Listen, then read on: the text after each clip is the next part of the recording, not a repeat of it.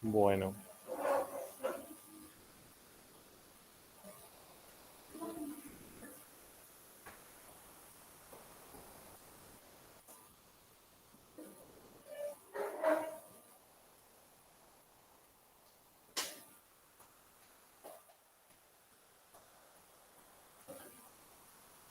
bien. Pongo así sigo aceptando gente, que hoy tenemos un público bastante importante en la virtualidad. Bienvenidos. Bueno, mm, leen, ¿no? Quienes están presencial más o menos. El texto está bastante grande, por suerte. Para presentar este tema, para empezar a trabajar, vamos a usar varios, no sé si llamarlos problemas o situaciones o casos de estudio, así para como más paradigmáticos. Y la idea es como utilizar un caso particular en lo posible relacionado con las ciencias naturales que dé un poco de sentido a la herramienta matemática, ¿no? Esa es la idea siempre. Entonces, para empezar a trabajar con campos escalares, les presento una técnica que quienes estudien más que nada bioquímica o hagan o sigan un poco en la parte inmunológica van a utilizar en unos años, que es la inmunodifusión radial. Eh, Les comento un poco cómo es para guiarnos, ¿bien? Y después para poder esto, que es algo más concreto y que es un ensayo que se hace en un laboratorio, poder abstraer y sacar información relevante para trabajar desde la matemática, ¿no? Que eso un poco es lo que intentamos hacer acá. Bueno, ya cuando comentaba esto hace unos años, todos me miraban con cara de ¿qué estás diciendo? Pero ahora con la pandemia esto se me simplificó un poco. ¿Saben lo que es un anticuerpo y un antígeno? Bueno, fueron tres sí, ok. Bien. Para, ya que está, brevemente, inmunología para físicos. Eh, en nuestra sangre, a ver, voy a empezar desde otro lugar. Estamos hablando del sistema inmunitario, ¿no? En nuestra sangre, los glóbulos blancos que se encargan de eso. ¿Qué hacen los glóbulos blancos? Liberan una proteína en la sangre. Una, en el sentido de un tipo, pero son muchas proteínas distintas, que son los anticuerpos. ¿Sí? Los voy a dibujar así. Entonces, son proteínas relativamente chiquitas que circulan por nuestro cuerpo libremente y en paz. Y en esta partecita, en esa horquilla, lo que tienen son zonas que detectan muy específicamente, zonas de material, seres o lo que sea, extraños o que consideramos extraños a nuestro cuerpo. Es decir, no detectan nuestras propias células, sino que detecta algo que ingresa, un virus, una bacteria, un pedacito de vidrio, lo que sea, cualquier cosa que, una astilla, que no forme parte del cuerpo que los generó. Cuando lo detectan, se unen fuertemente ahí, ¿no? O sea, acá se generan como un enlace bastante fuerte y esto induce que una serie de respuestas, pero va llamando al sistema inmune para que se haga cargo de la situación. A veces se puede y eso hace, por ejemplo, que nos curemos de resfríos, o a veces no se puede y son enfermedades un poco más difíciles de tratar que pueden incluso matarnos, ¿no? Se puso un poco oscura la clase, bueno, pero que quizás ahí necesitemos algún antibiótico o alguna otra cosa, ¿no? Pero un poco la idea de que esta es una de las primeras respuestas que tiene el cuerpo sobre agentes extraños. Esta proteína que detecta se llama anticuerpo y esto se llama antígeno. ¿Bien? O sea, lo que detecta el anticuerpo. Y algo interesante es que cuando un anticuerpo detecta un cierto antígeno que resulta extraño, otra respuesta que se activa es que el sistema inmune empieza a generar más anticuerpos en contra de ese antígeno. Entonces se va a empezar a rodear y llenar de anticuerpos. Entonces es como que el sistema inmune se especializa en detectar y atacar esa cosa extraña que detectó. ¿De acuerdo? Que es lo que se llama inmunidad adquirida. Por eso cuando, no sé, nos contagiamos de una cierta enfermedad por primera vez, tenemos síntomas, pero ya si ingresa ese mismo virus o bacteria otra vez, los síntomas son menores. ¿Bien? Para que tengamos una idea. Por lo tanto, si en nuestra sangre tenemos una gran cantidad de anticuerpos contra algún antígeno en particular, por ejemplo, contra COVID, eso significa que en algún momento se detectó esa cosa rara, por ejemplo, el virus de COVID. Por eso se miden anticuerpos para saber si tuvimos COVID o no, hace cuánto y qué tan intenso es, ¿no? Como para llevarlo a algo de la vida lamentablemente cotidiana de los últimos años.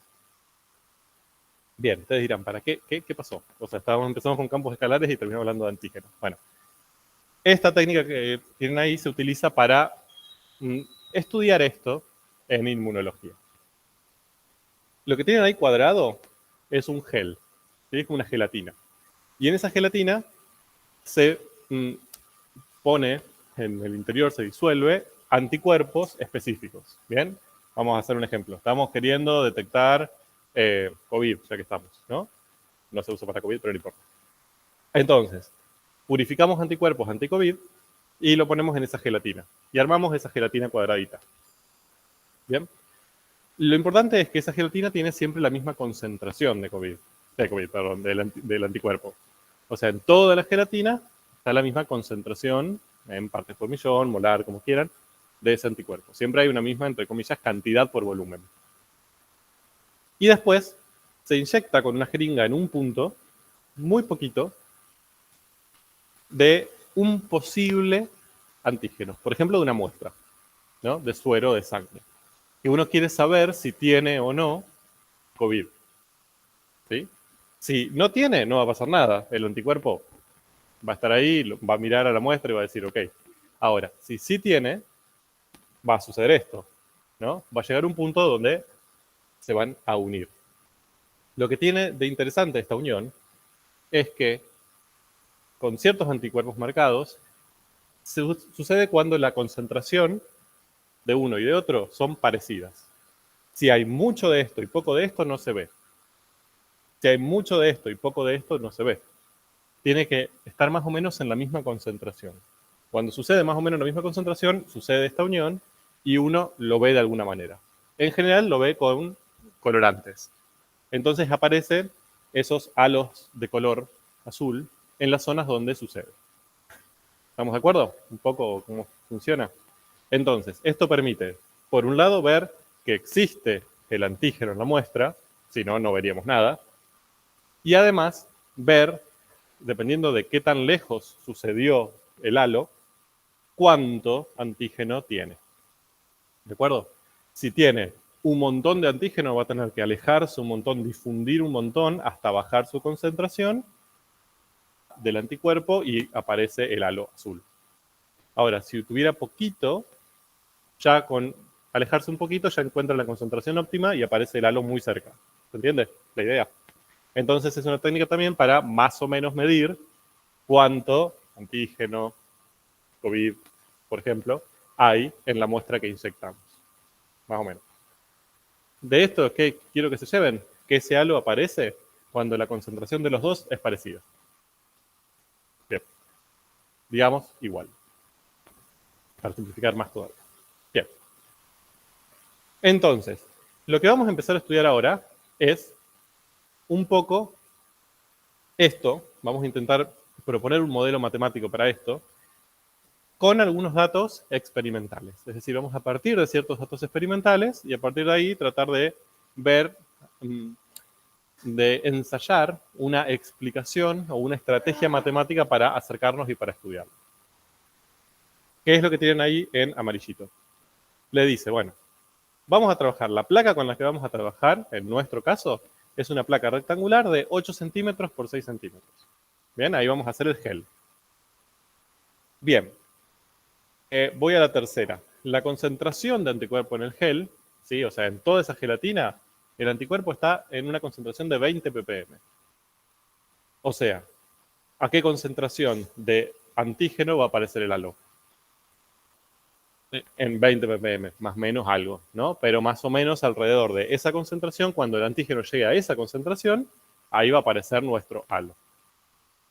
Después, vamos a inyectar ese antígeno con aguja en el centro de la placa exactamente, y se supone que el porito que hacemos, el agujerito que hacemos, es mínimo con respecto a la placa. Es decir, no lo vamos a tener en cuenta, muy chiquitito.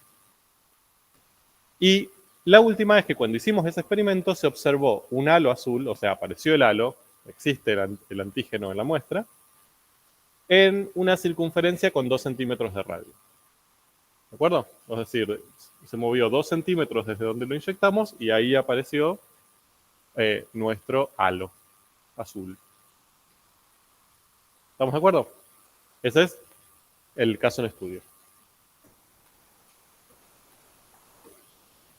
Hay veces que se revela, o sea que ese gel se pone en un cierto colorante que se pega acá. Actualmente se usan ciertos anticuerpos que tienen una marca. O sea, ya el anticuerpo tiene un colorante que cuando se une lo libera y se ve azul.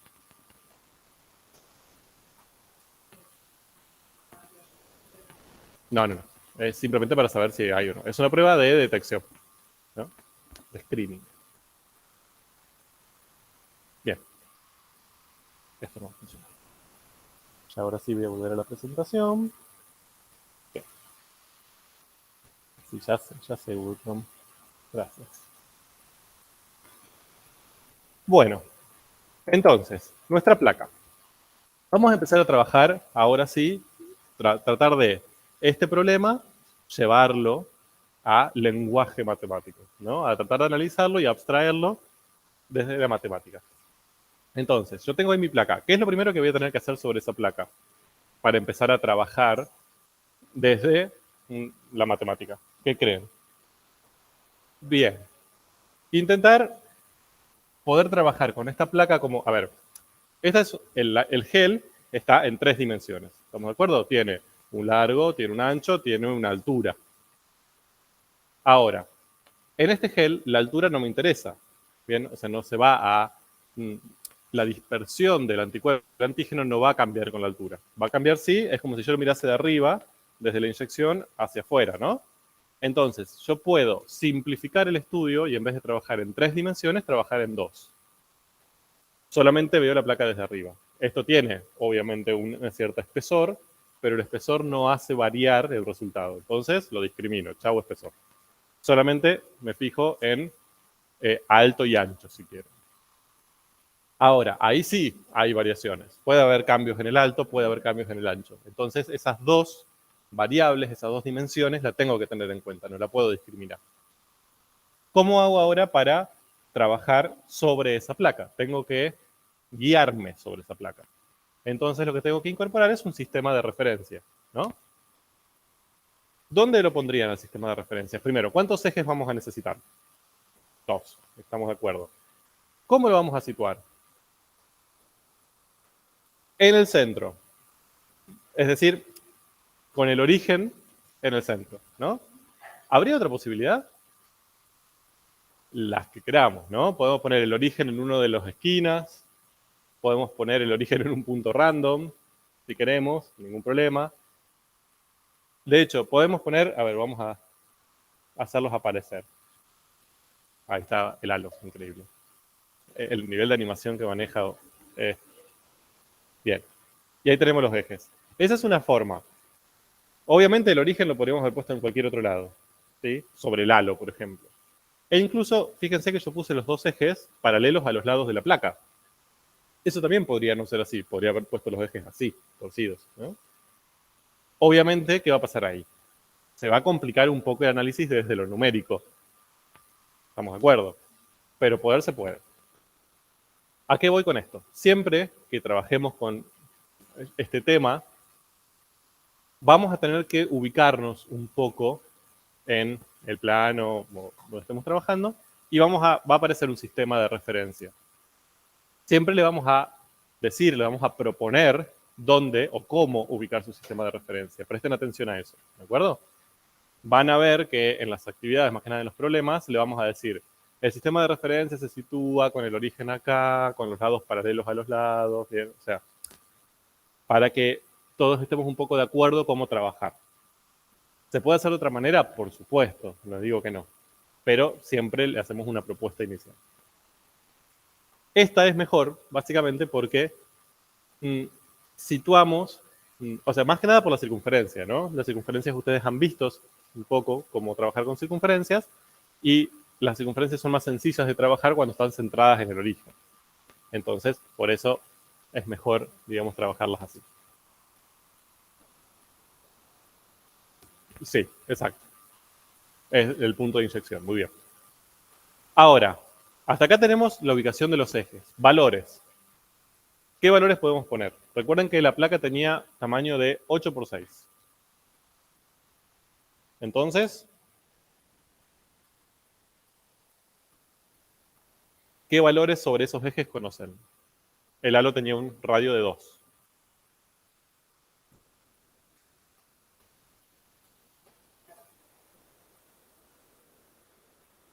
Bien, perfecto. Bien, ojo con eso, porque ahí también suelen meter la pata. Muchas veces dicen, 8 por 6, entonces 8, 6. Y listo. Ahora, si yo pongo 8 en X, como en el extremo derecho de la placa, acá de este lado tendría que poner menos 8, ¿no? Y por lo tanto, tu total sería 8 más 8, 16. ¿De acuerdo? Si la longitud total del lado del largo de la placa es 8 centímetros, tendría que dividirlo en 4 y menos. Desde 0 a 4 por un lado y de 0 a menos 4 por el otro. ¿Bien? Lo mismo con la altura, de 0 a 3 y de 0 a menos 3. Sería algo así. Entonces, ahí sí sabemos que mide 6 por 8. Y el radio del halo, esto no se ve, el radio del halo mide 2. ¿Ok? Entonces ya tenemos una cierta ubicación de cómo trabajar con un sistema de referencia desde la placa. Bien, ahora, ¿qué tenemos que hacer con esto? La pregunta que vamos a intentar responder es, ¿cuál de las siguientes expresiones, de esas tres que tenemos ahí, describe mejor la distribución del antígeno en la placa? ¿Ok? O sea, lo que tenemos que ver es, nosotros sembramos el antígeno en el centro. Pusimos ahí, digamos, con la agujita. Eso obviamente se distribuyó, no quedó ahí, sino si quedó ahí, listo, es el peor experimento del mundo. Se distribuyó en el gel y empezó a moverse, ¿sí? De una manera a difundir. Entonces, en cada posición de esa placa, en cada punto XY perteneciente a ese rectangulito, yo le podría asignar en qué concentración voy a encontrar ese antígeno que sembré después de que haya pasado un tiempo. Entonces, eso es lo que nos pide que encontremos o que intentemos describir. ¿De acuerdo? Y nos dan tres expresiones, que son esas tres que tenemos ahí, ¿no? La F1, F2, F3. La pregunta que vamos a resolver en estas clases es, ¿cuál de las tres es mejor? Y, más que nada, obviamente, no vamos a responder solo eso, sino también por qué. ¿Qué herramientas tenemos para decidir eso? Bien. Ahora, antes de continuar, ¿qué es eso? Analicen un poco esas expresiones. Vamos con la primera. Dice, C igual a F sub 1 de X y igual a X cuadrado más Y cuadrado más 12. ¿Qué está pasando ahí? Bien, hay una expresión que nosotros lo podemos relacionar con cómo escribimos funciones, ¿no? Que sería esto. Y llego ahí, esto. Es un nombre que ahora es F1, F sub 1, y después indica algo entre paréntesis, XY. ¿Qué serían XY en este caso? Variables independientes, ¿no? O sea, antes poníamos f de y ahora ponemos f de XY. Es decir, parecería haber dos variables independientes. Eso es igual a C. ¿Qué sería C? ¿Qué estaría representando C? No. Primero, ¿qué estarían representando X e Y en este caso? Sí, ¿es nuestro problema? Bien. Dos números, ¿no? X e Y serían dos números, ¿sí? Cuando yo le asigne valor a esas variables, que estarían relacionados con la posición en la placa. ¿De acuerdo? Si yo ahí digo, bueno, F, voy a hacerlo. F sub 1 en el 1, 2. Esto significa que X vale 1, es decir, me tendría que posicionar sobre el eje X en 1 y sobre el eje Y en 2, buscar el punto 1, 2, ¿no? Y por lo tanto, yo voy a estar trabajando en ese punto puntual, miren qué gran frase, en ese punto puntual de la placa. ¿De acuerdo? No me interesa ninguno de los otros, me interesa ese punto. Ahora, eso me lo da esto. Yo le voy a aplicar esta función rara que aparece f sub 1 y eso me va a dar, ¿qué es C? La variable dependiente. Bien, ¿y qué representa? Bien, ¿y qué representa en este caso? La concentración del antígeno. ¿De acuerdo? Me va a dar un número que lo voy a pensar es como cuánto antígeno hay ahí. ¿Sí? Es decir, eso que yo inyecté en el centro, que difundió, cuánto quedó justo en ese punto. ¿Estamos de acuerdo? ¿Cómo hago para llegar a este número? Bien. Reemplazo en esa expresión, o sea, lo que tengo después en el otro miembro de la igualdad, el último, es una expresión algebraica, una ley algebraica que, conociendo los valores de la variable independiente, es decir, conociendo cuánto valen x e y de la posición de ese punto, me permite hacer operaciones numéricas y llegar a un resultado que va a ser la concentración en ese punto. ¿De acuerdo? Es una expresión que me permite transformar los valores de las variables independientes en el valor de las variables dependientes. ¿Qué tendría que ser en este caso? Tendría que ser x al cuadrado, o sea, 1 al cuadrado, más 2 al cuadrado, más 12, ¿no? Y esto me da 17. ¿Mm? Bien, acá no aparecen, ¿no? O sea, se supone que las unidades están bien. Si tendríamos que trabajar con unidades, tendría que haber seguramente un factor de conversión. O sea, todo esto tendría que estar multiplicado por, no sé, un ppm sobre centímetro cuadrado. ¿No? Entonces se cancelan las unidades de centímetros cuadrados y te lo transforma a ppm. Acá lo vamos a simplificar, pero puede pasar eso. ¿Cómo interpreto ese 17?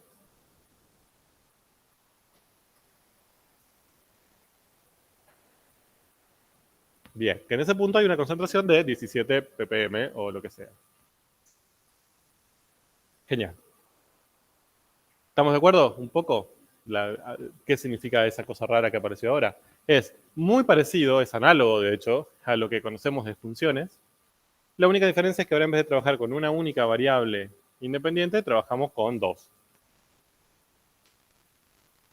Bien, tenemos otra expresión que es 24 menos x cuadrado menos 6y cuadrado, y tenemos otra expresión que ya es un poco más violenta, ¿no? Es 54,4 por e a la menos un cuarto por x cuadrado más y cuadrado.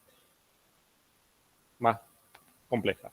Igual, fíjense que es parecido, o sea, más allá que es más compleja desde el álgebra, es lo mismo, es una expresión, un montón de operaciones algebraicas sobre x e y. No tiene más que eso.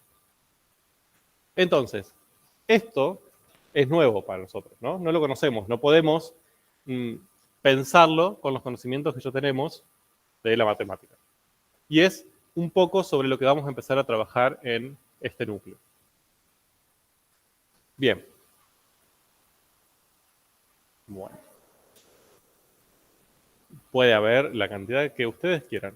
Ustedes eligen y nosotros decimos, bueno, hacemos un problema con 35 variables independientes.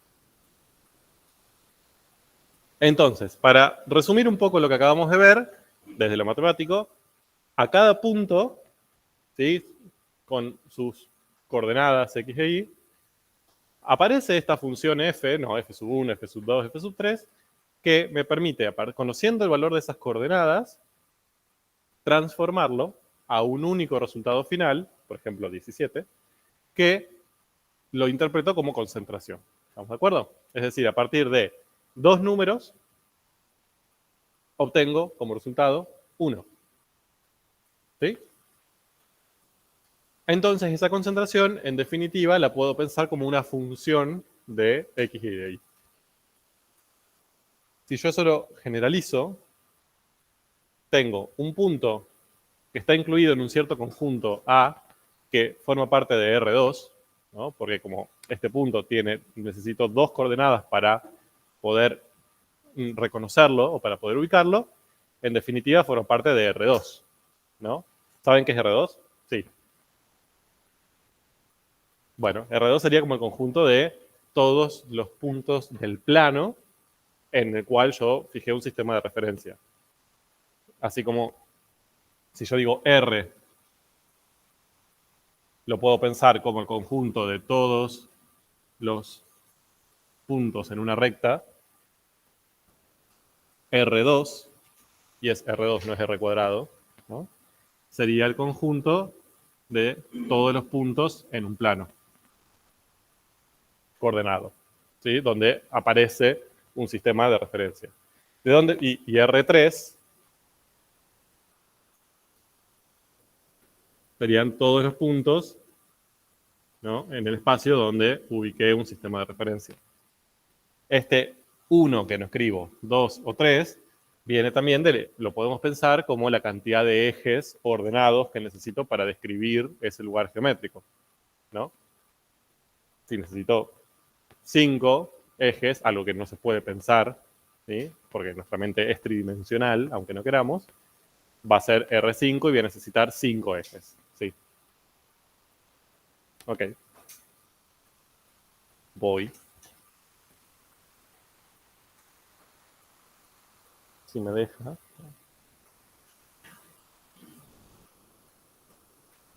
Bien.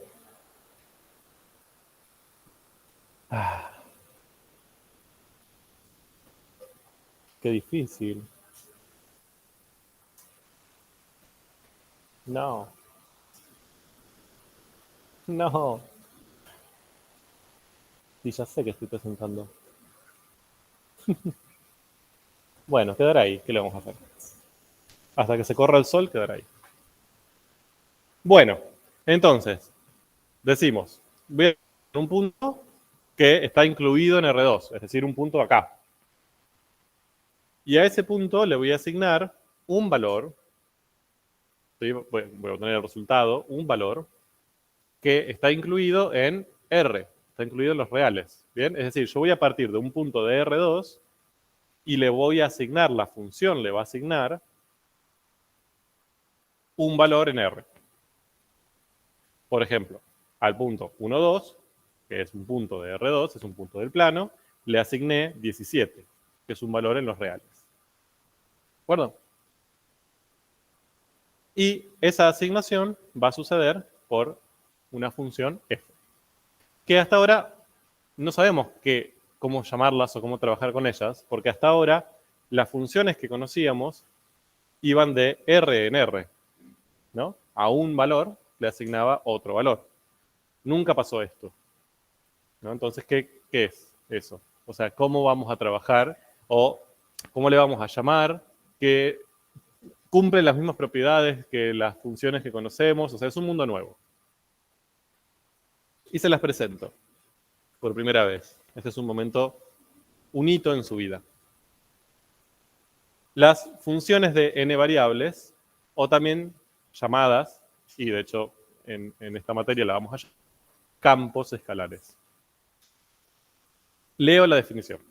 Una función f de n variables es una regla que asigna a cada punto de coordenada x sub 1, x sub 2, x sub 3, hasta x sub n, perteneciente a un conjunto de partida D, ¿sí?, incluido en Rn, un único número, ¿sí?, real, z. Escribiremos simbólicamente que esa z es la función, es la imagen de la función correspondiente a x sub 1, x sub 2, x sub 3, x sub n. Esta es la definición formal. Ahora, acá, ¿qué diferencia ven entre esa definición y lo que estamos trabajando? Esta es una definición más amplia. ¿Por qué es más amplia que lo que estamos trabajando?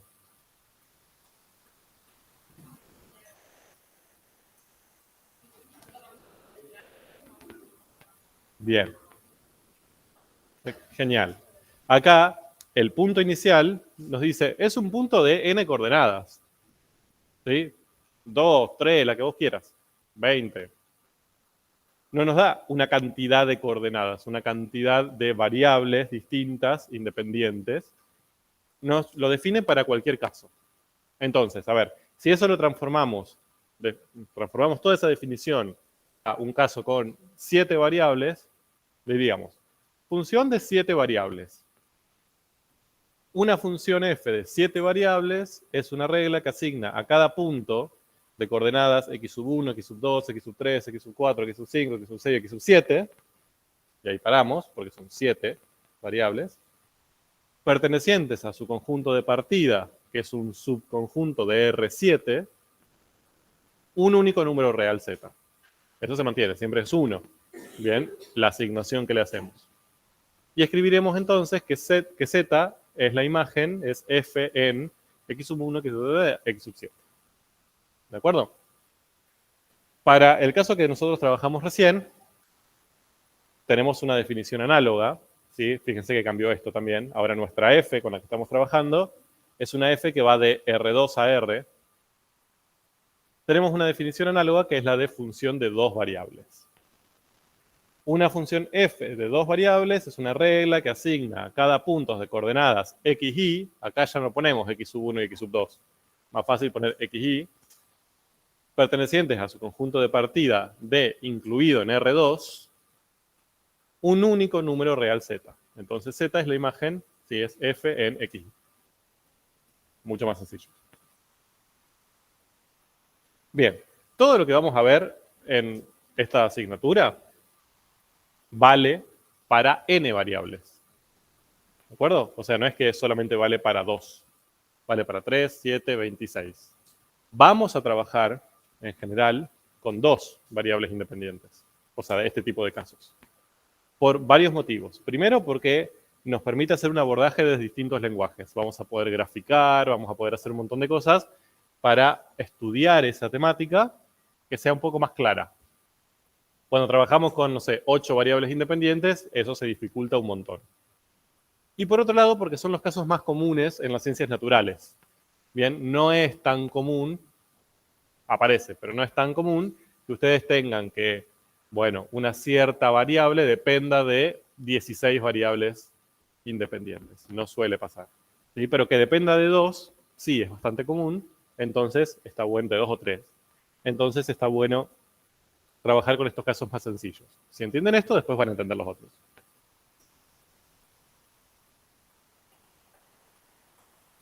Ajá.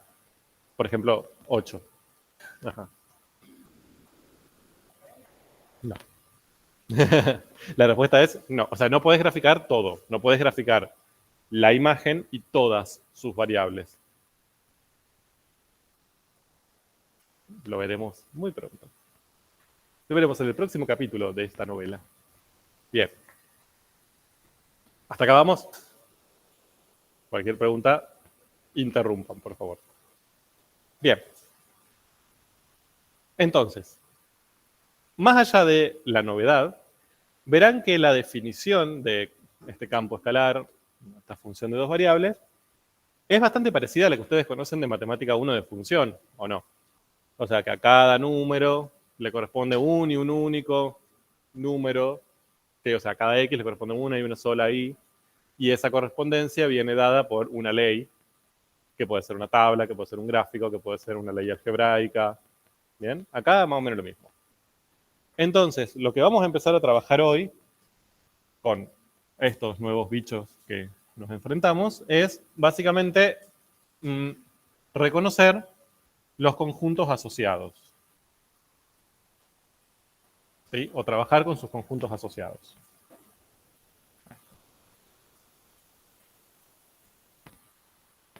Entonces, fíjense, volvemos a la definición. Les dice, una función de 2 variables es una regla que asigna a cada punto de coordenadas x, y pertenecientes a su conjunto de partida D, un único número real z. Entonces, ¿quién es D? ¿Cómo le llamarían ese D? Que sería el conjunto en donde están incluidos todos estos puntos x, y. Dominio. ¿Ven? ¿Saben cómo? Eso eran las funciones. ¿Saben cómo se llama acá? Dominio. Hermoso. tensión, ¿eh? En un momento me miraron con cara de, no, ya me cambian el nombre de todo. No, se llama dominio. Pero ahora, antes el dominio era un conjunto real, ¿no? Un intervalo, eran todos los reales, eran, no sé, los reales positivos. Ahora va a ser un conjunto de R2. ¿Estamos de acuerdo? O sea, es un conjunto de puntos en el plano. Ya eso es una diferencia que tenemos que empezar a ver cómo vamos a trabajar con eso. Y después, a cada punto del dominio le vamos a asignar un número real z. ¿Cómo le llamábamos a ese z que le correspondía a esto? Imagen. Y acá se llama imagen también. ¿Bien? Y el conjunto de todos los z se llama conjunto imagen. O sea, lo mismo, eso no cambia. Ahí ya no hay tanta diferencia. El conjunto imagen para las funciones era un conjunto real también, era un subconjunto de i, y acá va a ser un subconjunto de z, ¿sí? O sea, del eje z. Así que ahí no hay mucha diferencia. Entonces, si yo tuviera que graficar, ¿dónde lo voy a hacer? ¿Qué voy a tener que dibujar? Un plano, ¿sí? O sea, dos ejes coordenados x, y, y ahí tratar de ver qué va a pasar. Y si tuviera que graficar la imagen, ¿qué voy a tener que dibujar? Ni siquiera. Un eje real, bien, porque esto es un conjunto real, ¿sí? Es un conjunto de números reales únicos, no pares ordenados. Entonces, voy a graficar un eje y hacer un subconjunto de ese eje, o sea, un intervalo, veré qué sucede.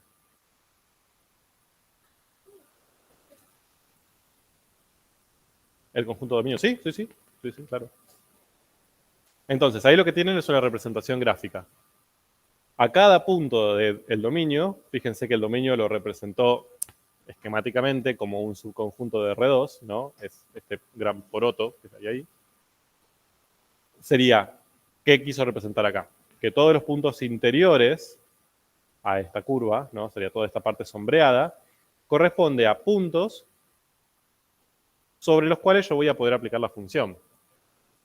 ¿Sí? O sea, yo tomo este punto de acá, no sé, de coordenadas 1, 5, por ejemplo. Y a ese punto le aplico la función f y me va a dar como resultado un valor real. Ese valor real que obtuve, la f de xy, ¿no? La imagen, la voy a pensar en un eje real, porque es un único número. Por ejemplo, al punto 1, 2, nosotros le asignamos 17. Se llama z. Bien, a ver, se llama z genéricamente. Después si tenemos un problema, por ejemplo, en nuestro caso, esto eran x e y para las posiciones en la placa, y este eje era el eje c, el eje de las concentraciones. ¿De acuerdo? Y f sería la regla que me permite ir desde acá hasta acá. ¿Ok? Más o menos. La idea. Dijimos, con el conjunto imagen o con las imágenes no hay muchas diferencias. Es más o menos lo mismo que trabajábamos antes. Es un subconjunto. Antes lo pensábamos como un subconjunto del eje Y, ahora lo pensamos como un subconjunto del eje Z. No hay mucho más que decir. Pero ahora el que cambia bastante es el dominio. ¿Sí? El dominio antes también lo pensábamos como un subconjunto real y ahora lo pensamos como un subconjunto de R2. Entonces, ahí tenemos que ver qué hacer, cómo trabajar. Entonces, hay veces que ese dominio va a estar explícito. ¿Qué significa eso? Que cuando ustedes analicen el caso, le van a decir, ¿sí? Entonces, por ejemplo, voy a poner un ejemplo tonto, ¿no? Tengo ese campo escalar, esa ley de campo escalar, ¿no? Me dicen, para cada punto de xy, si vos le aplicás la función f para hallar tu z, que es lo que vos estás buscando, vas a tener que hacer esto, multiplicar estos dos números y sumarle 2. ¿Bien? Esa sería la idea. Y después abajo nos dicen, bueno, el dominio de f es, no sé, el primer cuadrante. ¿Sí? Que en realidad eso no está muy bien escrito. Yo lo tendría que escribir de otra manera. Ahora vamos a ver cómo se escribe. Pero fíjense que acá me están explicitando de dónde voy a poder yo sacar puntos para hacer esto. ¿Sí? O sea, de todos los puntos de R2, me están diciendo, bueno, no, de todos estos puntos que vos tenés posibles, solamente tenés que trabajar con los del primer cuadrante, con estos, están acá. Los otros, no. Algebraicamente se puede, ¿no? O sea, yo podría tomar un punto en el tercer cuadrante si quiero, pero me está delimitando que solamente trabaje con el primer cuadrante. Perfecto. Acatamos órdenes. A esto me refiero con dominio explícito. ¿Cómo escribir, ¿sí?, estos conjuntos? Me voy a detener en esto porque sé que a veces cuesta leer esta escritura, pero es bastante útil. Cuando la enganchan es bastante clara. Como un conjunto. ¿Sí? En definitiva, es un conjunto de puntos. Y la estructura es la siguiente.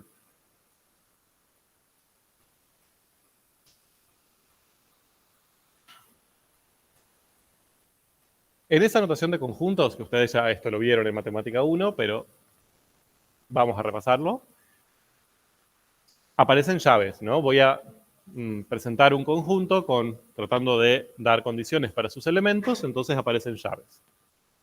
Y va a aparecer una barra en el medio, que ¿cómo la leíamos? ¿Se acuerdan? Bien, tal que.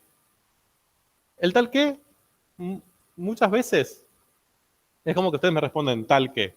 Ahora, ¿alguna vez se pusieron a pensar qué significa tal que? O ya recuerdan que es tal que y punto.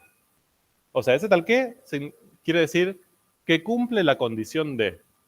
¿Sí? O son estas cosas, pero aquellas que cumplan esta condición.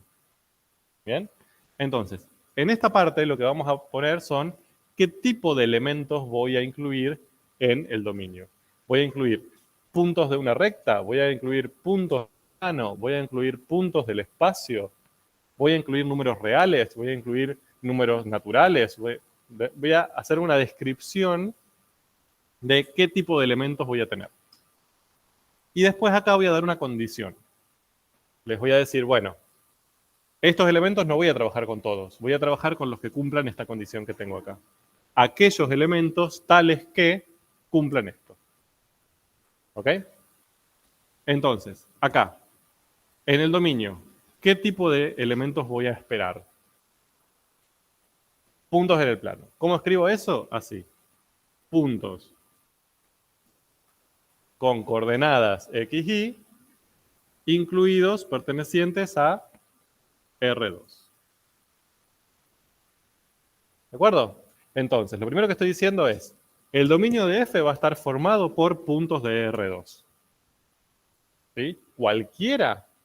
No. Aquellos que, y acá le impongo la condición que yo quiero. ¿Mm? No, porque, bueno, puede ser, a veces sí, a veces no. Vamos a ver en este caso. Pero hasta acá vamos, ¿me entendieron un poco la idea? Vamos a ver qué condición cumple. Nosotros dijimos que son los puntos del primer cuadrante. ¿Cómo puedo escribir qué condición cumplen los puntos del primer cuadrante? Bien, tanto su coordenada X como su coordenada Y, ¿cómo tienen que ser, sí o sí? Positivas. Ni siquiera cero, ¿no? Positivas. ¿Cómo escribo eso simbólicamente? X tiene que ser mayor a 0, ¿sí? Y tiene que ser mayor a 0.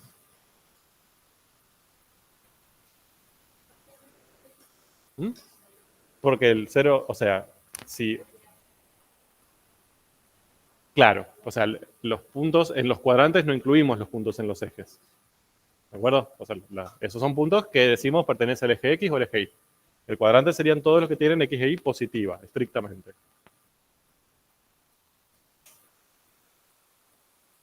¿Bien? Entonces, esta es una forma simbólica de definir ese dominio. Cuando nosotros le pidamos defina ese dominio, o de ese dominio, o describa ese dominio, lo que estamos esperando es esto. Después le podemos pedir que lo grafiquen. ¿Cómo lo graficarían?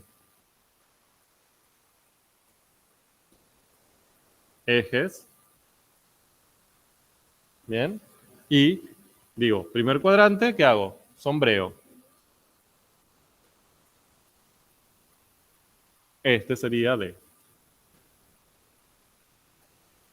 ¿Sí? Son dos estrategias distintas para poder comunicar ese dominio con un lenguaje simbólico, con un lenguaje gráfico. Sí.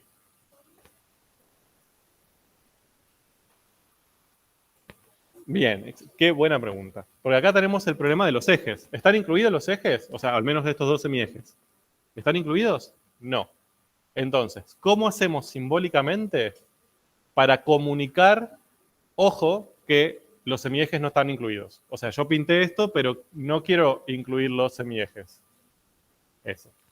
Ahí, el lenguaje universal, al menos entre las matemáticas, es la línea de puntos. Entonces, ¿qué hago? Le pongo una línea de puntos ahí.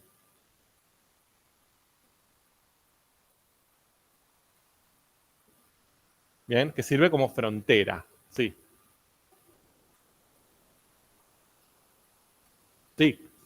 Sí, sí, sí. Lo que yo no les recomiendo que pongan es i.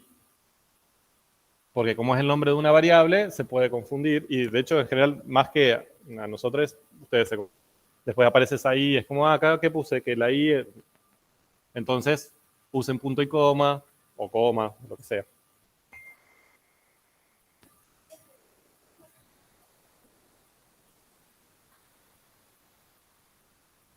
X negativa y positiva, sí. Bien. ¿Quedó claro esto? O sea, esa línea de puntos lo que me está queriendo decir es que este conjunto llega hasta ahí, queda limitado por los semiejes y no los incluye. ¿Sí? Como que la línea de puntos me dice, bueno, hasta acá, sin considerar esta frontera. Si tuviera que incluir la frontera, en vez de línea de puntos, ¿qué haría? Línea llena. ¿No? Entonces ahí me está diciendo, ok, hasta acá, incluyendo mi frontera. Bien, por ejemplo, este caso que tienen acá graficados medio esquemático, los puntos de esta frontera se supone que también están incluidos en D. ¿Ok? Podríamos haber graficado este mismo poroto, pero con líneas de puntos. ¿Eso qué significa? Que está limitado, que esa curva también es su frontera, pero no la incluye. Llegamos hasta lo más cerca que podamos de esa curva. ¿Eh? Y ahí sí.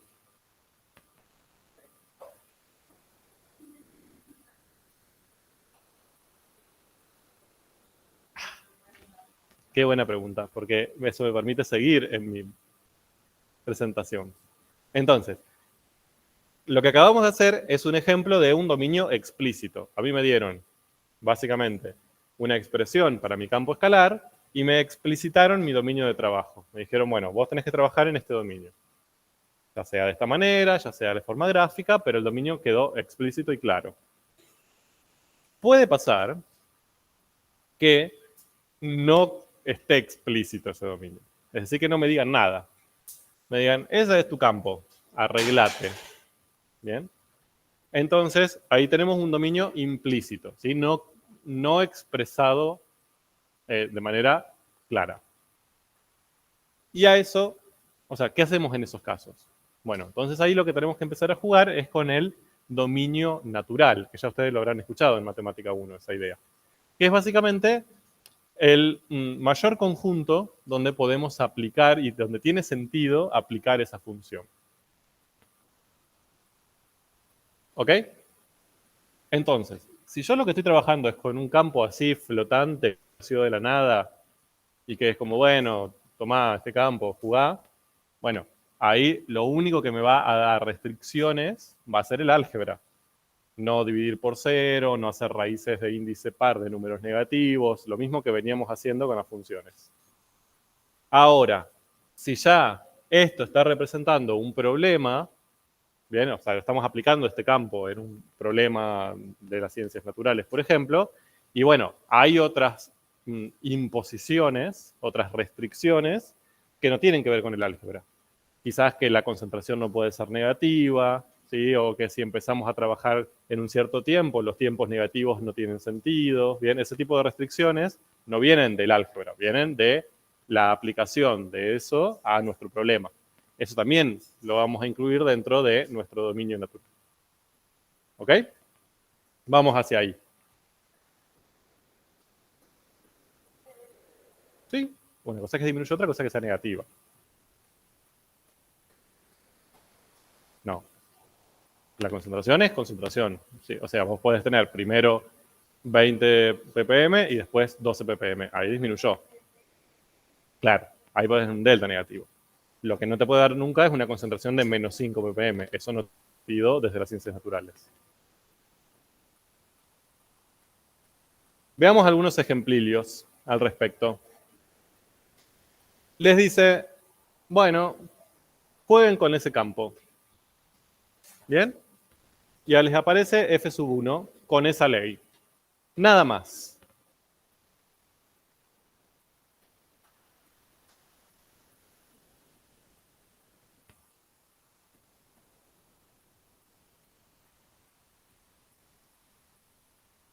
Entonces, ahí, ¿el dominio está explícito o es implícito?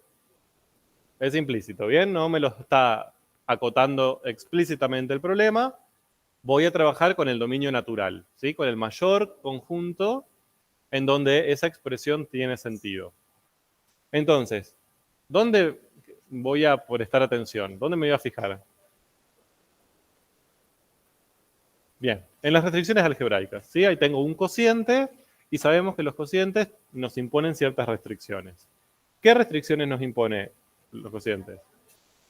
Que el denominador no tiene que ser 0, ¿de acuerdo? A priori. Bien, entonces, dominio 1. Antes de encontrarnos con eso, vamos a escribirlo de manera simbólica. ¿Qué escribo? A ver, repasemos. Llave. ¿Qué elementos van a formar parte del dominio? Pertenecientes a R2. Tal que, esto es lo que vamos a ver ahora, ¿sí? ¿Qué condición le vamos a imponer? Y cerramos llave. ¿No? Iba a pasar, sí. Suerte que fue el mouse y no fue toda la mesa. Bien. De acuerdo. Ahora, ¿cómo hacemos? Ah, y se me hizo clic. Bueno, no fue tan terrible. No me spoileó todo, por suerte. Bien, ¿cómo trabajamos con eso? Bueno, como el denominador no tiene que ser cero, lo mejor, lo más sencillo es ver todas las posibilidades donde es 0 y sacárselas a R2. ¿No? Es más fácil. En vez de ponernos a ver todos los puntos donde eso no es 0, que es un montón de trabajo, buscamos donde sí es 0 y a R2 le sacamos eso. Y ya está. ¿Cómo lo escribo? ¿O cómo lo hago? Planteo, bueno, el denominador me fijo cuando se hace 0. Ahora, escuché recién que decían, bueno, entonces y no puede ser 1 y x no puede ser 1. En realidad, x no puede ser. Bueno, ahora, ok, pero no son los únicos casos. Tengo infinitas posibilidades para que esto se haga 0. Por ejemplo, si y vale 2 y x vale 1, también se hace 0. Si y vale 7 y x vale 6, también. Entonces tengo un montón de posibilidades. No tengo solamente 2 puntos. Bien. ¿Cómo hago entonces?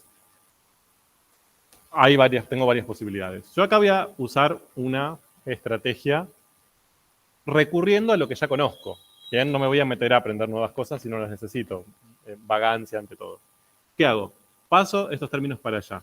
Me queda y es igual a x más 1. ¿Esto qué es? Una ecuación lineal, sí, perfecto. Una ecuación que si lo graficara representaría una recta, ok. Una línea es un concepto un poco amplio. Bien, una recta, ¿sí? Una recta dependiente 1, de ordenada del origen 1, eso hasta lo sé graficar. ¿Qué significa eso?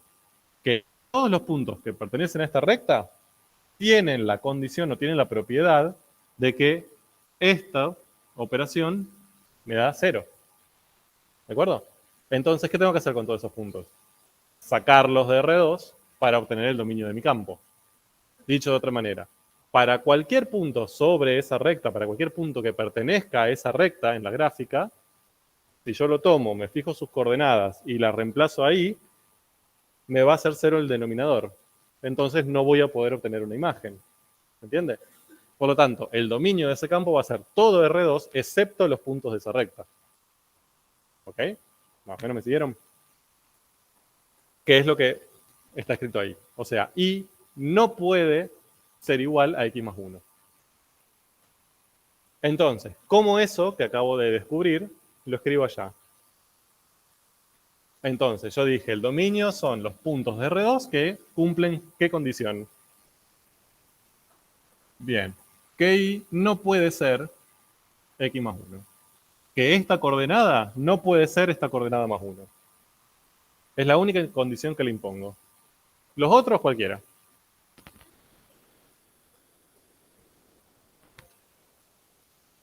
Acá.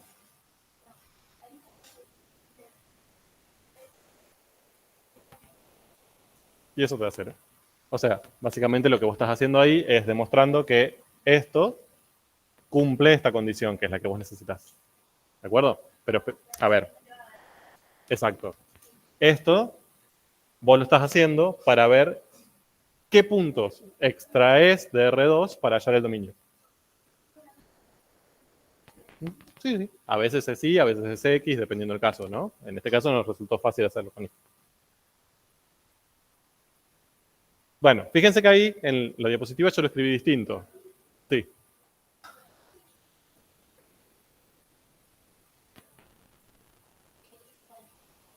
Sí, es indistinto. O también lo pueden escribir así. Mira, yo ahí lo escribí de otra manera. Y menos X menos 1 no puede ser 0. Son todas expresiones equivalentes. Si solo me piden que yo este dominio lo exprese simbólicamente, la más fácil es esa. O sea, eso es vagancia absoluta y pura, ¿no? Es decir, el denominador no puede ser 0. Chau. Ahora, ¿por qué me sirve esto? Porque si yo tengo que graficar ese dominio, que habitualmente les pedimos que lo den en definición y lo grafiquen, la vida no es tan linda, quizás eso no es tan sencillo, pero esto sí. Reconozco que esto es una recta, entonces, ¿cómo voy a graficar ese dominio? Bien. Perfecto. ¿Qué voy a tener que sombrear? A priori. Casi todo, ¿no? O sea, prácticamente todo R2 y le voy a tener que sacar esta recta. ¿De acuerdo? Entonces, ¿qué hago? Bueno, pienso esa recta. Tiene ordenada de origen 1, pendiente 1. O sea, pasa por acá y me muevo y subo 1, ¿no? O sea, pasaría también por este punto. A eso voy. ¿Cómo indico que la voy a extraer? Línea de puntos, ¿no? Nuestro símbolo universal de a esto lo mato. Entonces, línea de puntos. Y sombreo todo el resto. ¿De acuerdo? Porque son todos los puntos excepto esos. Ese sería el dominio. Repito, soy molesto con esto, yo sé que quizás si lo entendieron es como, bueno, alto, basta, pero muchas veces no es tan claro. Eso lo que significa es que cualquier punto de R2, excepto los que están en la recta, si yo me fijo cuáles son sus coordenadas, reemplazos X e Y ahí y hago la cuenta, voy a obtener un número real como resultado, que va a ser el Z que le corresponde, la imagen. Tengo que sacar esos, ¿por qué? Porque cualquier punto que pertenezca a esa recta, si me fijo sus coordenadas y reemplazo, ¿qué va a pasar? Me va a quedar 3 sobre 0. Entonces, no va a tener imagen, por eso lo saco del dominio, porque son puntos que no van a tener imagen si me guío por esa ley.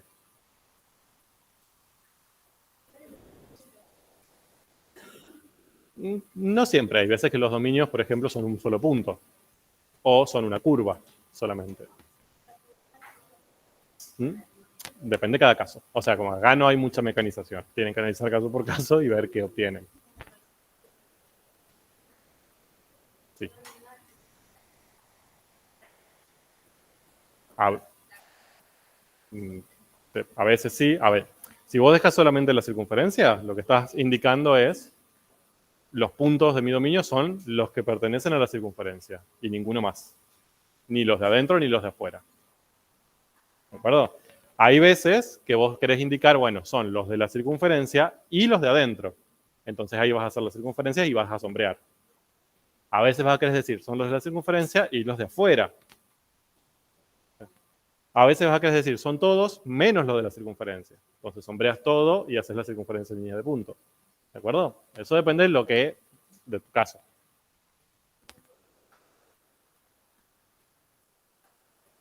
No, por hecho, fíjate que esa circunferencia te da muchos dominios posibles. ¿Bien? La circunferencia sola, la circunferencia de adentro, la circunferencia de afuera, todo menos la circunferencia. Como muchas posibilidades. Bien, entonces ahí tienen la grafiquita. Hecha en forma digna y no como lo que acabo de hacer en el pizarrón. Bien, esa sería como la forma convencional de representar gráficamente ese dominio. ¿Y cuál sería el conjunto imagen? A ver, las imágenes no son tan fáciles de pensar. En este caso, por ejemplo, sí, pero no siempre son tan fáciles de pensar los conjuntos imágenes. Primero, vamos a escribir el conjunto imagen así practicamos. ¿Qué iría acá? No. Bien. Es un conjunto imagen, así que ¿quiénes están incluidos en el conjunto imágenes? Las zetas. Pertenecientes a R. Ojo, acá no es R2, porque las imágenes son números reales ahora, no son puntos en el plano. A esos puntos en el plano le va a corresponder a cada uno un número real. Y el conjunto de todos esos números reales van a generar mi conjunto imagen, ¿no? Entonces, los elementos que yo espero en mi conjunto imagen son números números de los reales, ¿no? Números de R. Ahora, ¿cuáles? Porque, a ver, si yo acá tuviera que decir un codominio, ¿se acuerdan de los codominios? Volvieron en forma de campos. Bien, el codominio era el mayor conjunto en el que yo podía esperar esas imágenes, ¿no? Que en este caso, ¿cuál sería? R. Bien, o sea, el mayor conjunto donde van a estar esas zetas va a ser R. Ahora, yo no le estoy pidiendo el codominio, les estoy pidiendo el conjunto imagen. Es decir, ¿cuáles van a ser esas zetas? ¿Sí? No todas. No todas las posibilidades, sino específicamente a dónde llegan. ¿Cuáles son? ¿Cómo? ¿De recta? No. A ver. Y bueno, ¿pero qué excluimos? Pero la recta es una recta en R2. No la puedo excluir de R. A ver, a lo que voy es, yo cuando resuelva esa operación matemática, 3 sobre cosa, ¿bien? ¿Qué resultados voy a poder obtener? ¿Voy a poder obtener números positivos?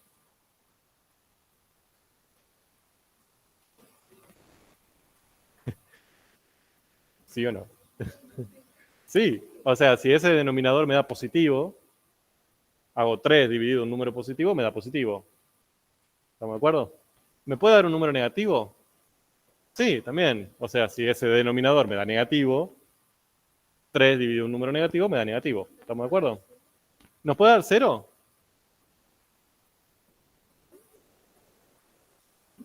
Ok. O sea, si el denominador me da 0, ¿qué pasa? 3 sobre 0 no existe. No es que me da 0. Bien, directamente no tengo imagen ahí. Ahora, ¿hay algún valor de ese denominador que me genere 0 como imagen? No. Bien, para que un cociente me dé 0, ¿qué tenía que pasar sí o sí? El numerador tenía que ser 0. Y en este caso, el numerador siempre es 3. Entonces, ahí tengo una restricción. Yo puedo obtener cualquier número positivo, puedo obtener cualquier número negativo, pero no puedo obtener 0 nunca. ¿Bien? Entonces, ¿cuál sería el conjunto imagen? Serían los z pertenecientes reales, que ¿qué condición tienen que cumplir? 0, digamos. ¿Sí? Que es lo mismo que decir reales menos el 0. ¿Sí? Son dos formas equivalentes de escribirlo.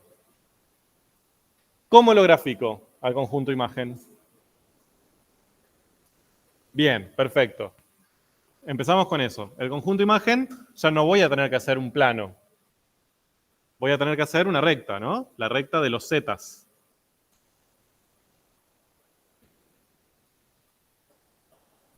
Bien. Punto abierto en el 0 para sacarlo y pinto todo el resto.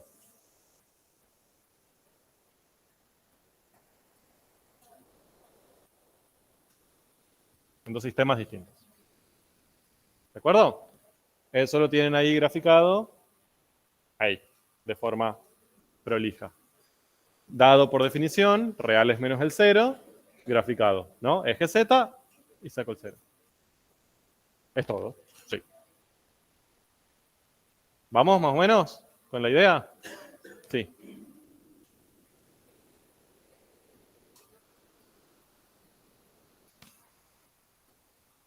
No. En los puntos donde el denominador se hace 0, vos los tenés que sacar de tu dominio. ¿De acuerdo? Eso lo hicimos con la recta.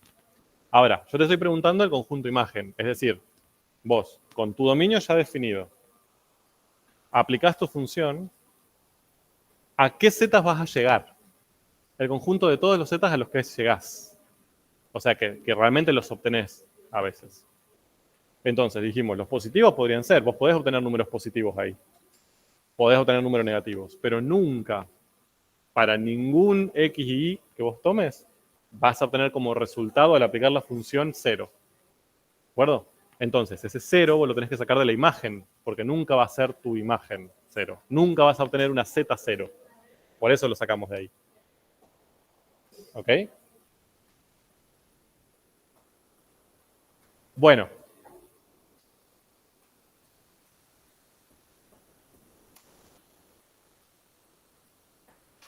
¿Están listos para hacer uno en soledad? Sí, listo. F2. Dominio, definirlo, graficarlo. Conjunto imagen, definirlo, graficarlo. ¿Ok? ¿Tienen cuánto tiempo le puedo dar? 22 segundos. 3 minutos. 4, si quieren. Porque estoy bueno.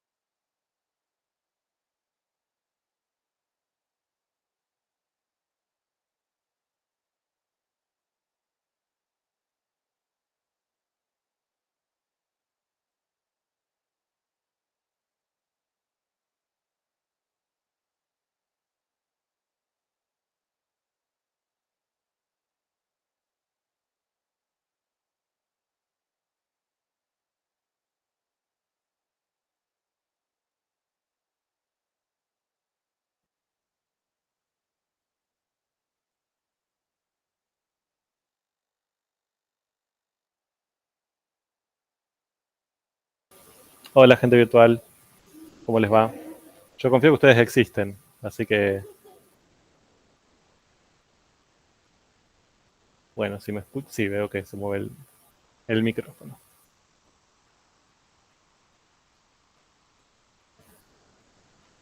Bien. A ver. A ver cómo les fue con F sub 2. ¿Les costó mucho? Oh, entonces no es divertido para mí. Bien. Veamos que ahí tenemos esa expresión, ¿no? Raíz de x más y, b más 1, perdón, más y. No tiene dominio explícito, así que vamos a buscar su dominio natural. ¿Sí? O sea, el mayor conjunto de x y de y donde eso tenga sentido. Bien, entonces, vamos a empezar a escribirlo. Dominio, no, con este no. Dominio de f sub 2 va a ser,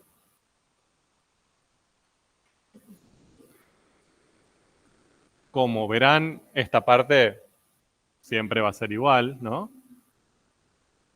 Tal que, y ahora esto es lo que nos tiene que complicar la vida. Bien, ¿qué restricción tengo ahí? Bien, que x más 1, como es el radicando de una raíz de índice par, que tiene que ser sí o sí, mayor o igual a 0, ¿no? Acá esto de poner mayor igual o mayor es importante, porque si no estamos perdiendo valores o puntos que no tendríamos que perder, o peor, incorporando algunos que no tendríamos que incorporar, ¿no? Entonces, bueno, ahí hay que ser bastante cuidadosos. Y esto es por raíz cuadrada, si quieren.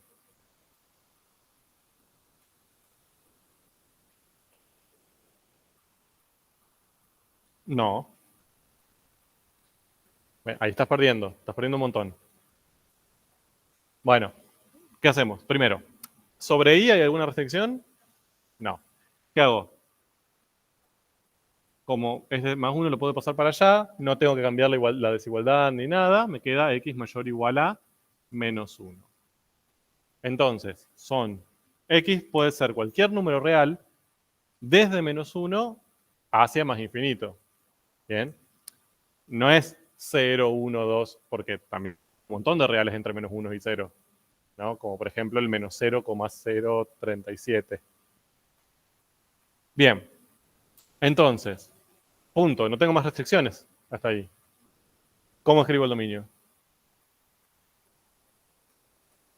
X mayor o igual a menos 1. ¿Cómo? O sí, también, sí. ¿Y sobre i qué pongo? Bien, puedo no poner nada, perfecto, o i pertenece a los reales, como diciendo, con i no hay problema. Si no ponen nada, está perfecto, ¿eh? No, no está mal. Les escribo porque a veces lo van a ver así, van a decir, ¿por qué apareció ahí? Sí, no va a tener ninguna... Bueno, y puede ser cualquiera, eso es lo que quiero decir. No, no, por eso digo, pueden no ponerla, está perfecto, o pueden poner eso, lo mismo. Pero a veces en las resoluciones aparece y los saca de su salud mental. Bien, ¿cómo graficamos eso?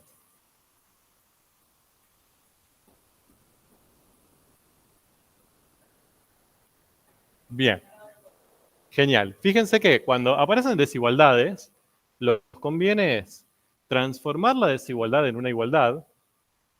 ¿Sí? O sea, esto es un conjunto de puntos. Esto me va a dar un conjunto de puntos. ¿Estamos de acuerdo? Que va a ser como una región del plano. Ahora, por lo general lo más conveniente es transformar esta desigualdad en una igualdad, porque eso lo que me va a generar es una curva en general, ¿no? Y esa curva me va a servir de frontera. Entonces, esa curva me va a decir, listo, hasta acá. Y después digo, bueno, pinto los de la derecha, pinto los de adentro, pinto los de arriba, ¿no? Como que me sirve de frontera para separar el plano en dos partes y seleccionar en qué parte tengo que trabajar. Bien, entonces, acá yo lo que tendría que graficar sería la curva x igual a menos 1. ¿Cómo es la curva x igual a menos 1? ¿Qué forma tiene? Bien, es una recta vertical, ¿no? serían todos los puntos cuya x es menos 1. Es decir, todos los puntos que tengan esta x, sin importar la y. ¿De acuerdo? Entonces la recta sería esta. ¿La dibujo con línea de puntos o con línea llena? Llena, porque como es mayor o igual, esos puntos van a estar incluidos, ¿no? O sea, pueden tomar esa frontera. Entonces eso ya lo pienso antes de dibujar, para después no tener que andar borrando y todo. Como va a incluir esa recta, como ese igual está ahí, ya que está, dibujo esa recta con línea llena. Entonces, esa va a ser mi frontera. Y ahora lo que tengo que, a partir de esa frontera, fíjense que esa frontera me divide a todo R2 en dos partes. Derecha, izquierda. Bien. ¿Cuál de las dos elijo? Derecha, me dicen las X, o sea, tengo que incorporar los puntos cuya X es mayor o igual a menos 1. O sea, cualquier punto que si yo me fijo su abscisa sea mayor a menos 1. O sea, son estos, los que están acá. ¿No?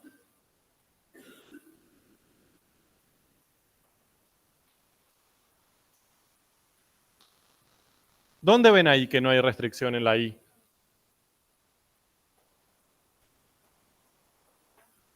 Bien, que en Y no tengo ningún tipo de restricción, digamos, a nivel vertical, ¿no? O sea, no está limitada. Vamos a ver. Bien. ¿Vamos hasta ahí? Si lo quieren de manera prolija. Ahí lo tengo. Vamos con la imagen. Imagen de F2. Conjunto imagen. ¿Acá qué va? Z perteneciente a los reales. ¿Al qué? Y ahora vamos a ver la restricción. ¿Qué pasa ahí con las zetas, con las imágenes que puedo obtener? ¿Tiene restricción? ¿No tiene restricción? ¿Cuál? Sí. ¿Tiene? ¿No tiene? ¿Tiene? ¿No tiene? Bien, a ver. Fíjense, ahí podemos pensar, tenemos una suma de raíz de x más 1 y de y. ¿Bien? Raíz de x más 1. ¿Qué resultados puedo obtener cuando yo aplico la raíz de x más 1? Bien, ahí puedo obtener reales positivos. ¿De acuerdo? No voy a obtener nunca un número negativo como resultado de una raíz cuadrada. Y puede ser cualquier número. Bien. Entonces yo sumo un número que es positivo o cero y se lo sumo a otro número que puede ser cualquiera. ¿Qué resultados puedo obtener? Cualquiera. ¿De acuerdo? Más allá de la restricción de la raíz, como y puede ser cualquier número, eso me permite llegar a cualquier resultado. Puedo obtener 0, si justamente y es el opuesto de ese resultado de la raíz. Puedo obtener un número positivo, si los dos positivos y los sumo, o uno positivo y uno cero. Puedo obtener números negativos. La primera parte va a ser positiva, pero y puede ser muy negativa, entonces me lo transforma en negativo el resultado. O sea, ahí no tengo restricción. ¿Se ve? Entonces, bien. Esto sería el conjunto más tonto del mundo. Lo escribo porque, ¿a qué sería equivalente esto? ¿Cuál es la forma sencilla de escribir esto? Reales, ¿no? Sí.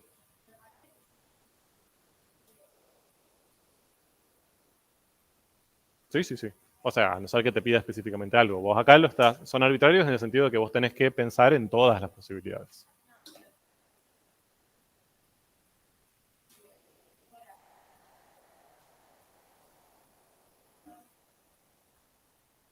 Ah, bien.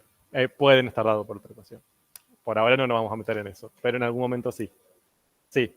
O sea, vos podés imponer una condición a qué X e Y trabajar y a partir de ahí ver qué le pasa al campo. Sí. Va a pasar, ¿eh? En matemática 2. No, no es que es lejano, pero por ahora vamos más tranqui.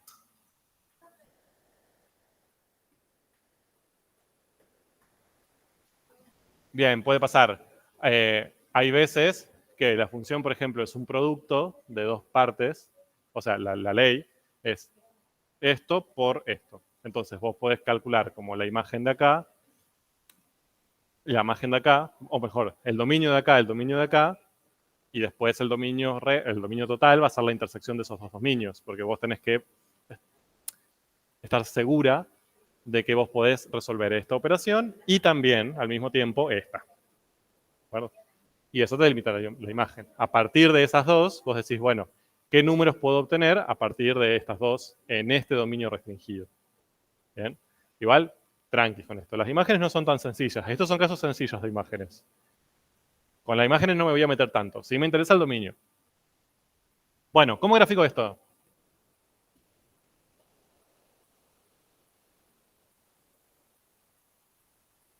Bien, conjunto imagen.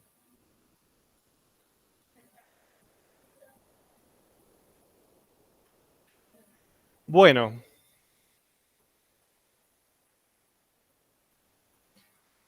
A ver, les propongo otro.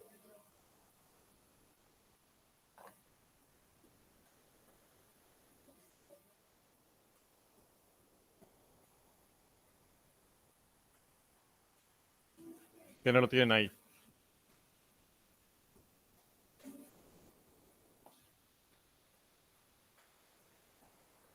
¿Mm? ¿La recta? Sí, lo puedes poner como quieras, ¿eh? Sí, derecha, vertical, como quieras.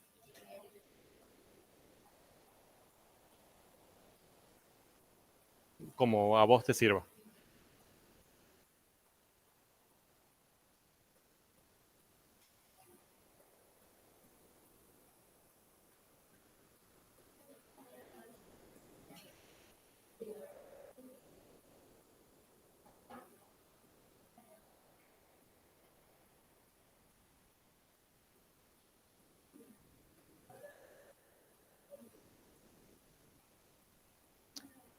A ver, les propongo otro ejemplo.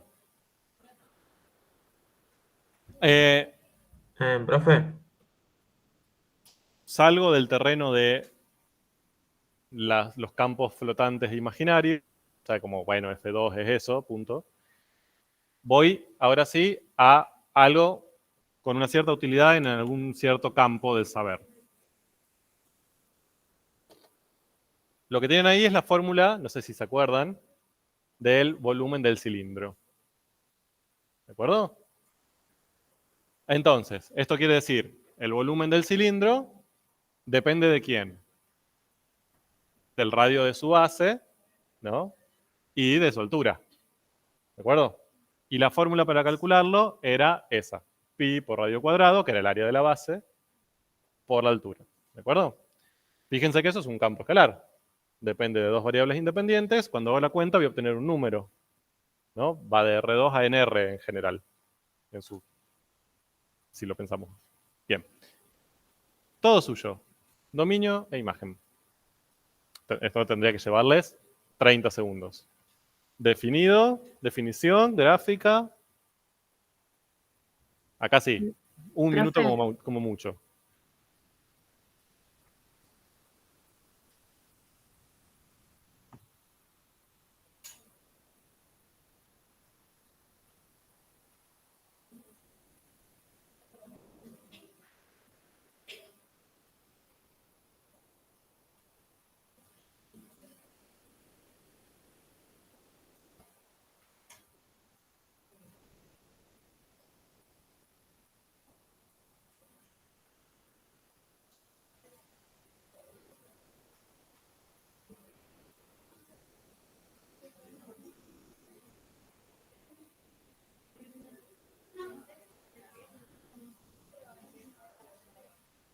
Sí, claro, claro.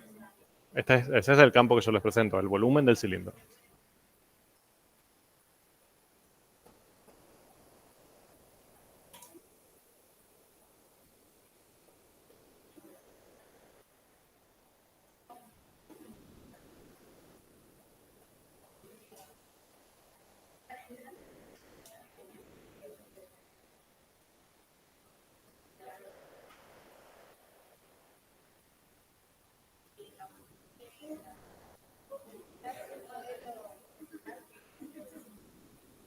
Bueno,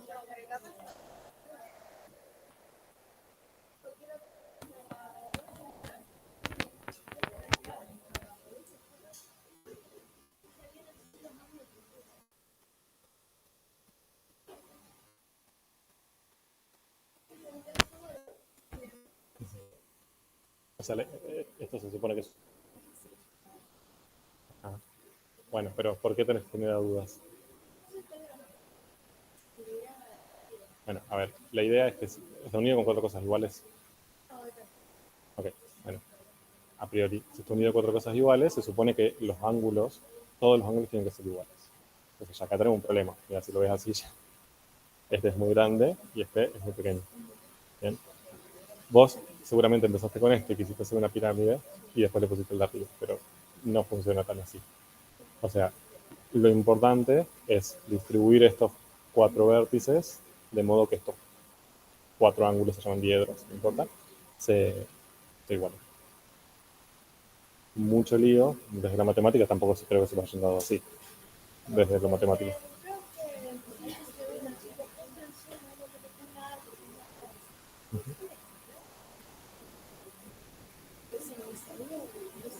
Ah, sí, sí, sí, obvio, obvio, obvio, por supuesto.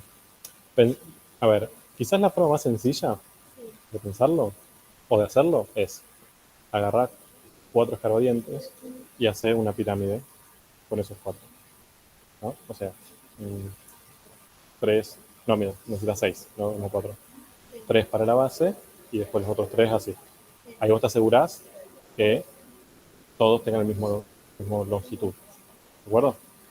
Y después buscas el centro de esa pirámide y ubicas otros palillos que vayan desde el centro a cada uno de los vértices. Y ahí te van a quedar los ángulos bastante mejor que estos. Y después ahí los pegas. Si lo haces así, te van a quedar estos más chiquitos y estos más grandes.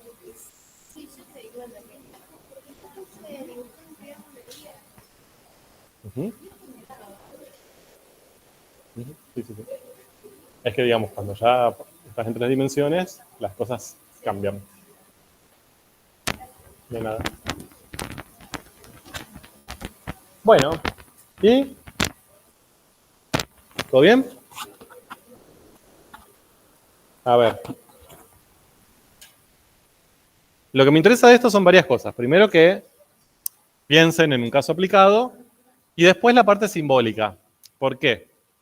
Porque hasta ahora veníamos con f de xy, ¿no? Teníamos x, y, z, f, todas letras bastante convencionales. Acá ya estamos en un problema aplicado a algo, entonces, bien, todo eso cambia. Dominio, ¿qué va acá? Bien, RH pertenecientes a R2. Bien, si acá pusimos XY, problemas, bien, no son XY acá las variables XY. Condiciones. H no tiene que ser negativo. Y R tampoco. Bien, entonces, y a ver, fíjense que acá tenemos el dominio natural que estamos buscando. ¿De dónde vienen esas restricciones? Del problema, ¿bien? De la geometría, no es algebraico. Ahí R puede ser cualquier número y H puede ser cualquier número si no fuese un problema geométrico. ¿De acuerdo?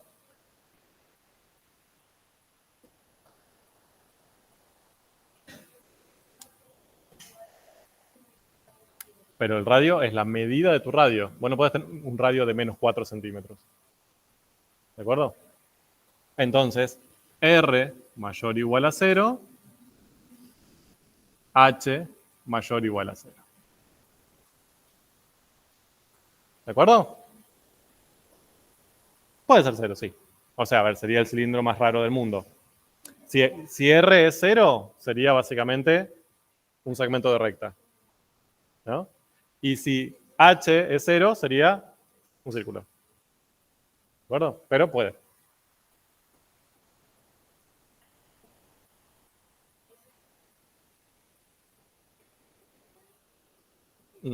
No, pero la idea está bien, pero no se escribe así. Pone R perteneciente a reales positivos sub 0 y H pertenecientes a reales.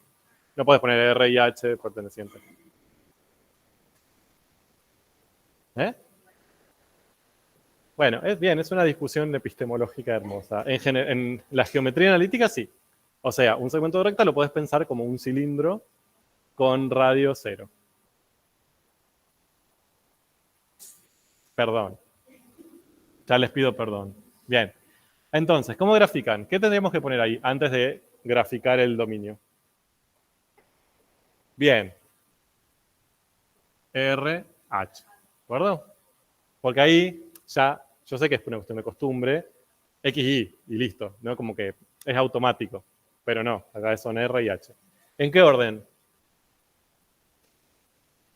El que ustedes quieran. R, H, HR, lo mismo. Bien. ¿Qué pinto? Primer cuadrante.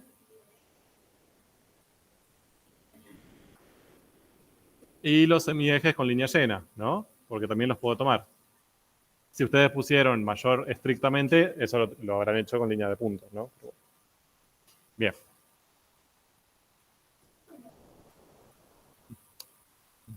Ya. Mañana.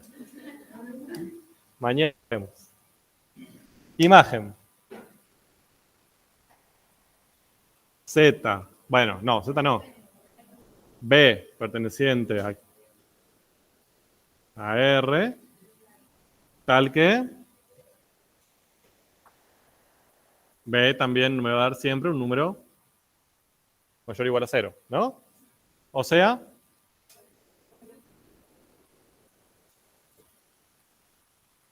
¿cómo lo grafico? Eje B.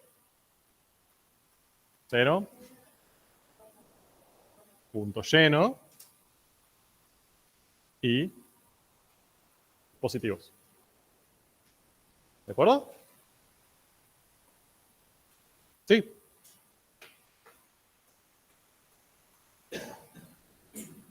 Bien, entonces repito. ¿Ven la diferencia entre eso y si yo les hubiera propuesto f de xy igual a pi por x cuadrado por y? ¿No? Fíjense que si lo vemos desde el álgebra, es lo mismo. Es pi, que es un número, por una variable al cuadrado por la otra. ¿Qué diferencias tendría acá? ¿Cuál sería el dominio de f? No. ¿Cuál sería el dominio de f? O sea, R2, no los reales. ¿Sí? Si dicen los reales es R. Entonces, R2. Y en la imagen, R. ¿Estamos de acuerdo? Ahora, acá, fíjense que aunque algebraicamente son lo mismo, la diferencia viene del contexto del problema, ¿no? Entonces, acá, como es un problema geométrico con sus restricciones, tanto el dominio como la imagen se ven restringidas. Bien, sigamos. Entonces, volvemos a lo que teníamos que hacer, ¿no? Era esto, ¿se acuerdan que empezamos con esto en algún momento? Bien. Teníamos esos tres modelos y teníamos que ver cuál era el mejor. Ya eso lo veremos en las próximas clases. Ahora, lo que me interesa hoy es, ¿cuál es el dominio de esos tres campos? ¿Sí? Sí, a ver, analicemos. Algunos son más sencillos que otros. Vamos con el primero. X cuadrado más y cuadrado más 12. ¿Cuál es el dominio de ese campo? R2. En principio parecería ser R2. Vamos por el álgebra. ¿Hay alguna restricción algebraica ahí? No. Bien, o sea, no tenemos. ¿Cuáles son las restricciones algebraicas? Hay 4 restricciones algebraicas que ustedes conocen. Bien, cocientes, ¿no? Que el denominador de los cocientes no puede ser 0. ¿Qué otra? Raíz de índice par. Bien, porque después aparecen las raíces cúbicas y hacen cosas raras. Las raíces de índice par, que su radicando no puede ser negativo. Logaritmos, que su argumento no puede ser ni negativo ni 0, o sea, tiene que ser positivo. Y hay otra. No. Las exponenciales tenían dominio real. Ajá. No, el absoluto se puede aplicar, o sea, el resultado es siempre positivo, pero pueden aplicarlo sobre cualquier número. No, coseno, seno, la tangente. Muy bien. En la tangente, si la pensamos como seno sobre coseno, ahí aparece un cociente, ¿no? Entonces en la tangente también había restricciones cada tanto. Nunca les va a aparecer una tangente, tranquilo. Pero también es otra operación matemática con restricciones. Bien. En este caso no apareció ninguna, así que todo bien. Por lo tanto, a priori parecería ser R2. Vamos con F sub 2. Siguiente campo.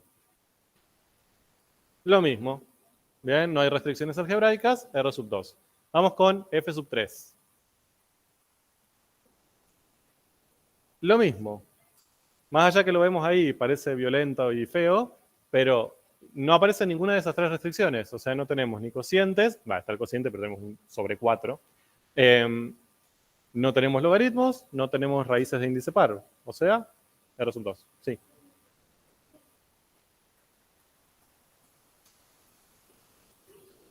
Sí, igual esa sería la imagen, ¿eh? Acá yo estoy hablando de dominio.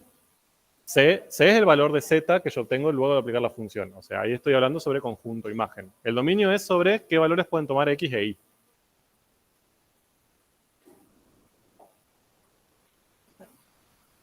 ¿Reales positivos? ¿En qué sentido?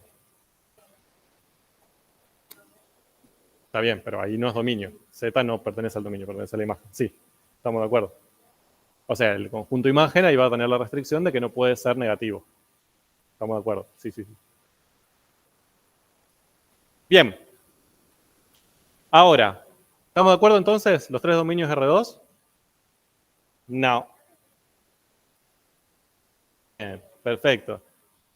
Acá mi problema me dice que yo estoy trabajando en esa placa. ¿De acuerdo? Me está imponiendo que los puntos donde tiene sentido aplicar esas funciones son los de la placa. ¿A qué voy con esto? Yo quizás puedo tomar el punto 5, 7, que está fuera de la placa. Puedo reemplazarlo allá y voy a obtener un número. Ahora, ¿ese número va a tener sentido en este problema? No, porque aunque tenga, no sé, me dé 4, yo no puedo obtener 4 ppm fuera de la placa. ¿Cómo llegó hasta ahí el antígeno? ¿De acuerdo? Entonces, el problema me está imponiendo una restricción de dominio. No es algebraica. Es lo mismo que pasaba con el volumen. No es el álgebra el que me está molestando acá. El álgebra me dice, haz lo que quieras. Es el problema que me está diciendo, bueno, los puntos de la placa o las coordenadas de los puntos donde esto tiene sentido son esos. Y no por fuera de esos. Entonces, ¿cuál sería el dominio de esos campos? Vamos a escribirlo. De los tres va a ser igual, porque la restricción que va a imponerse va a ser la de la placa. Entonces, el dominio, ¿cómo les escribo? Acá sí, XY, R2. Acá lo pueden escribir de dos maneras. A ver cuál sale primero. Bueno, no escuché ninguna. Ok, a ver, vamos con esta.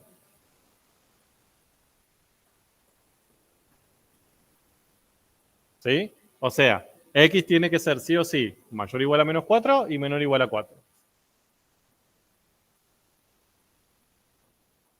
Y tiene que ser mayor o igual a menos 3 y menor o igual a 3. Bien, esa era la otra. Otra forma que tenemos de escribir esto es X pertenece al menos 4, 4 y pertenece al menos 3, 3.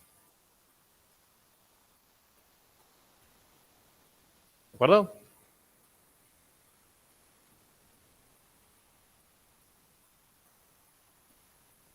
Pero se ve la imposición del problema. Esto es importante, ¿eh? Porque tienen, a ver, muchas veces con el álgebra están ahí como, saben que lo algebraico a veces les complica un poco la vida, entonces están muy pendientes del álgebra y se olvidan de las restricciones del problema.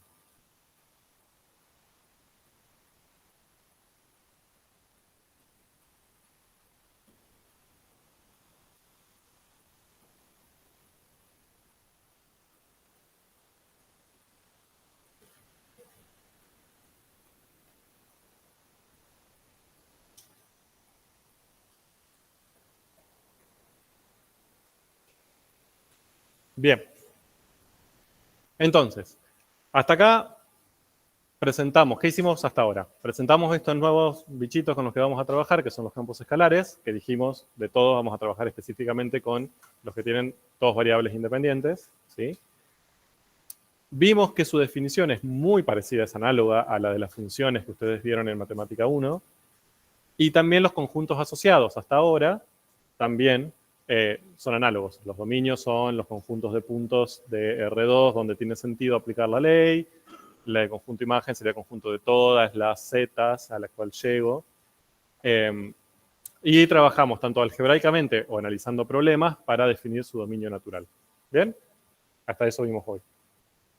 Ahora. Avanzo, no lo vamos a ver hoy, pero sí para que esto tenga sentido. Ahora, había otro conjunto asociado a las funciones en Matemática 1. ¿Cuál era? ¿Se acuerdan? Teníamos dominio, teníamos conjunto imagen y había otro conjunto asociado. Bueno, sí, y había otro. ¿Mm? No.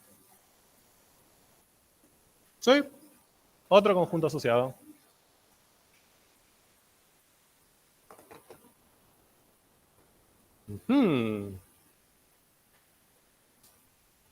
Porque nunca lo pensaron como conjunto, pero es un conjunto asociado. O sea, si yo tenía que representar, tenía una función escalar cualquiera, ¿sí? O sea, no sé.